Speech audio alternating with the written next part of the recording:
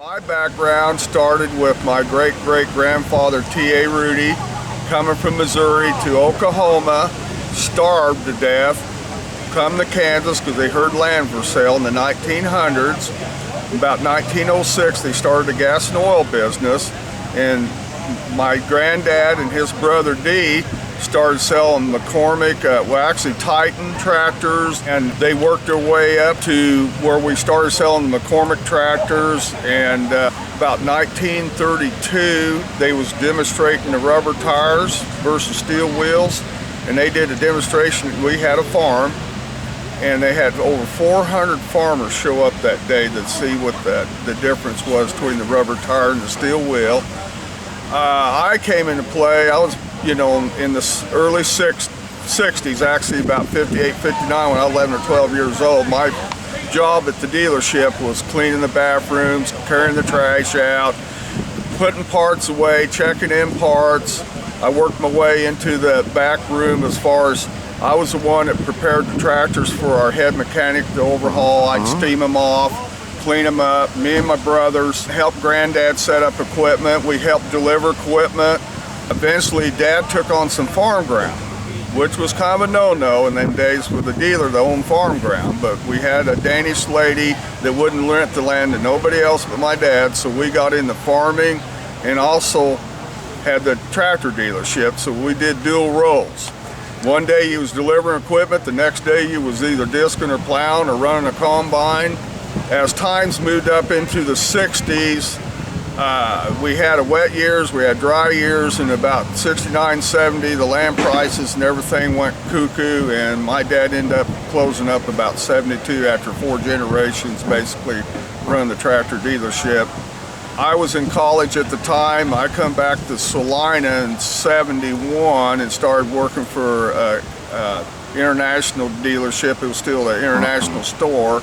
Eventually I left to go work for other people. Bill and them approached me about coming back and selling parts, and I came back and went to selling parts, and I've been most of my life. I've been around the pickups. I got to drive one of the Turbo Scouts when the Blockman brought up, that was one of the biggest thrills of my life, to get to drive a Turbo Scout when they first come out with them. And my company vehicle was a Diesel Scout.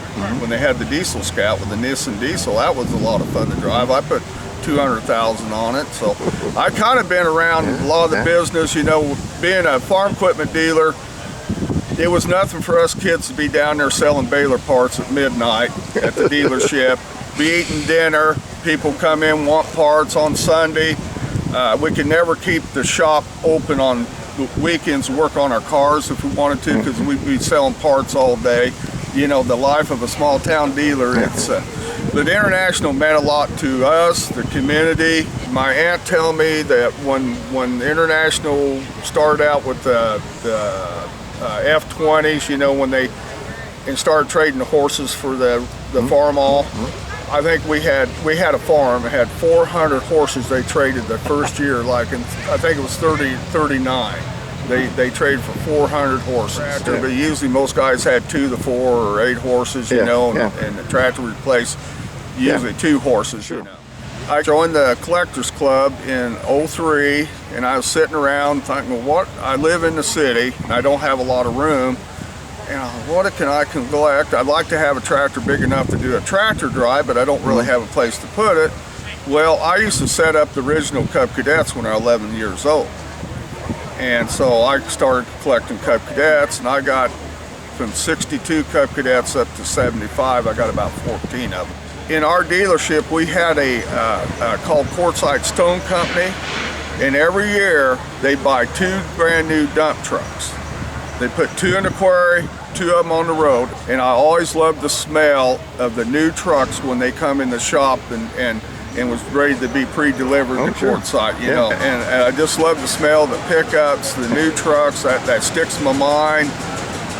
When the 806 come out in 62 and 3, I just loved, that was a tractor. That was a tractor.